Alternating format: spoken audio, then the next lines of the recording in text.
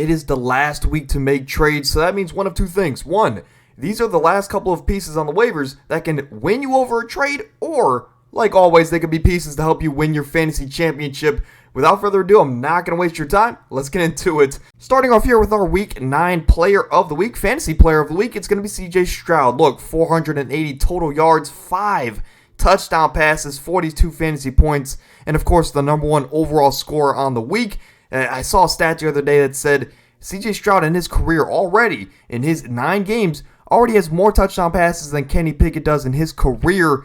Absolutely insane. CJ Stroud, there hasn't been many rookies like him. Some honorable mentions here. We have guys like Tank Dell. Of course, he had a couple off weeks there with the bye week, and then he was injured, but he's back, and he had a 30-point game for us. Rashad White had his best game on the season. Maybe he's not a sit on a week-to-week basis now. The Colts defense, the Browns defense, 2 defenses that could have won you your week. I could also throw the Chargers in there as they had 20-plus points. But for the defense that most people started, the Colts, the Browns, 20-plus points, those are week-changing wins.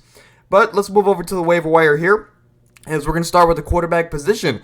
Not a lot going on here, as you know, you still have your Baker Mayfield, your Matthew Staffords, 2 guys that are going to get you 17 to 25 points a week. Very solid starts at the quarterback position. Of course, they're always matchup dependent. Russell Wilson is coming off of a bye week. That offense is getting rolling. Maybe you want to keep an eye out for that. And Will Levis, he had that explosion of a debut, and then he got humbled a little bit in that 9-point performance against the Steelers. Which direction do you think that offense can go? I guess that depends on if he's on your roster or not.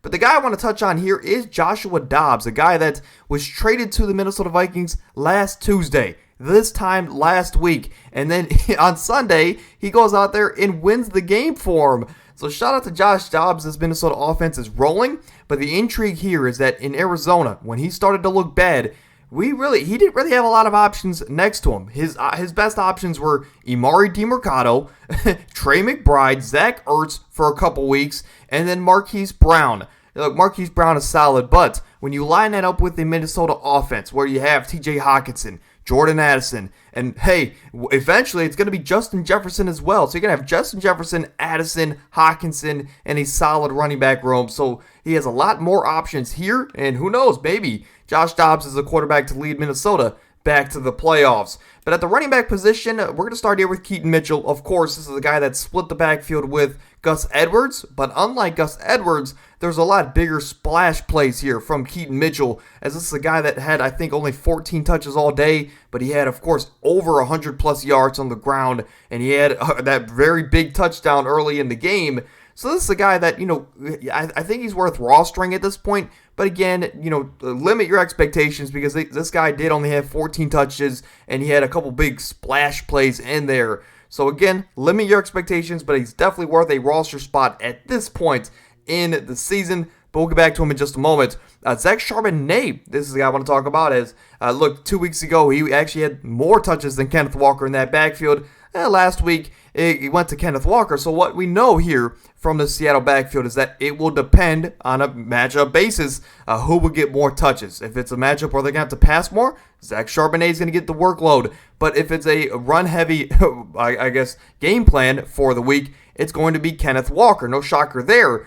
Zach Charbonnet, look, again, he's worth rostering at this point. It might be your last week to get him, saying that he's almost owned in 50% of Yahoo leagues. However, I think he's worth a roster spot. I just don't know if he can start him quite yet. Zeke Elliott, Jerick McKinnon, 2 guys I want to touch on here. 2 guys that are just, could be, lead running backs in their offenses on any given week. But for Zeke, Ramondre just had his best game. Does that hurt his production for the rest of the season? I guess that's, what we're going to have to find out. Of course, you never want to trust a Bill Belichick running back. Leonard Fournette, I'll touch on here, as he hasn't made his debut yet. But, he's rostered in 30% of leagues. I think you kind of have to take a shot in the dark with this one. If you want to have him on your roster and see what he can do based off of the talent that we know he is, I think you kind of have to go out there and at least grab him now and, I guess, wait for the future. I touched on him earlier, but Jerick McKinnon, I have him on here just because this is the time of year, each and every year, where this offense starts to lean on him each and every year. It's kind of the intrigue of why you drafted him in the offseason. Of course, they re-signed him, so he's there for the long term. There is, there's obviously, they want to use him, is a good way to put it. So Jerick McKinnon, to me, is definitely an intriguing option as, again, the latter half of the season, Jerick McKinnon, for whatever reason, always gets more and more work. At the tight end position, we're going to have Jonnu Smith, Pat Freiermuth, Hunter Henry, Luke Musgrave. And look, there's really no easy explanation here, but all of these guys, especially at the tight end position, they're all so touchdown dependent that it's really hard to start any tight end this year. But if there was one to pick up, I'd say Jonnu Smith, as of course he has a more consistent production this year compared to Pat Freiermuth. Of course, he's dealt with a fair share of injuries. Hunter Henry is very touchdown dependent. If he doesn't get a touchdown, he's scoring you like 3 points a week. And Luke Musgrave is the exact definition of touchdown dependent. However, Jonnu Smith has a little bit more consistent production, maybe outside of the red zone. So I think if there was one, Jonnu Smith. But the guy I want to highlight this week is Keke Coutee. Of course, he's only owned in 5% of leagues.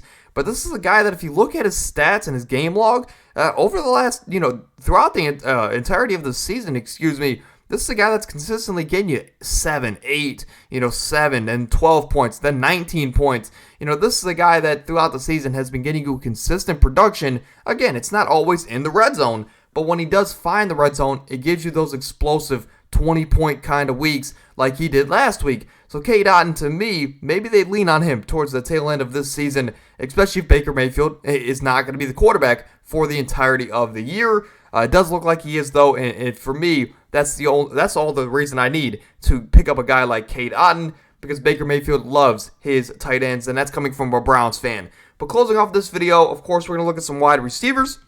Of course, Tank Dell, for whatever reason, is only owned in less than 50% of leagues still. If that is the case in your league, please don't be stupid. That is the obvious one. We're not going to dive into it too much. Go pick up Tank Dell. But Quentin Johnston, this is a guy that's, I want to highlight here. Of course, Keenan Allen had a pretty good game last night, 2 nights ago, But Quentin Johnston, at any point, we know Keenan is not the most durable guy. And I hate to bank on injury, right? But we know Quentin Johnston, if anything were to happen to Keenan, he would be the number one, given that Josh Palmer is now down. We know Mike Williams is out for the season. If Keenan Allen so much has the flu for a week, Quentin Johnston becomes a must-play in that pass-happy offense. So that's a guy I would at least stash at this point in the season, especially if you need some depth at the wide receiver position. Demario Douglas is a guy that's, consistently gotten, 7 to 8 points the last 2 weeks. He's definitely found a role in this New England offense. And who knows, if Mac Jones continues to play at the level that he is, maybe Demario Douglas can be a solid guy going forward. Again, worth a roster spot at the bare minimum. Elijah Moore, Tutu Atwell, these guys I just wanted to fill the board with. These are guys that, have potential. Of course, it all just depends on their quarterback. For Elijah Moore, it depends on when Watson's back and he's fully back. We haven't seen the best version of Watson yet. Hopefully we not. But when Watson's back, maybe that opens up more avenues for Elijah Moore and this offense to score a lot more points and not have to rely on the defense as much as they do. For Tutu Atwell, we saw the production early in the season. Obviously, there's some trust there between Stafford and Tutu, some continuity as well. However, when Cooper Kupp's back on the field, it's just different. He becomes the third option and not the one borderline 2 option there in that offense. So it's definitely a production drop-off, but again, anything happens to Cooper Kupp, anything happens to Puka Nacua, Tutu Atwell might be a sneaky must-play on a week-to-week basis, given how much that Rams offense has to throw. But that's really going to do it here for today's video, as again, we're on the road to 3,000 subscribers. So if you do enjoy at any point, please support us down below, whether if you just drop a like, subscribe, or even share the podcast. It all goes a very long way. And again, thank you for all the support that we've had as of late. But without further ado, we'll be back tomorrow for our Week 10 predictions. Of course, we have some hot takes and our updated top 10 and all that good stuff. But until then, I'm not going to hold you guys up. Get out of here.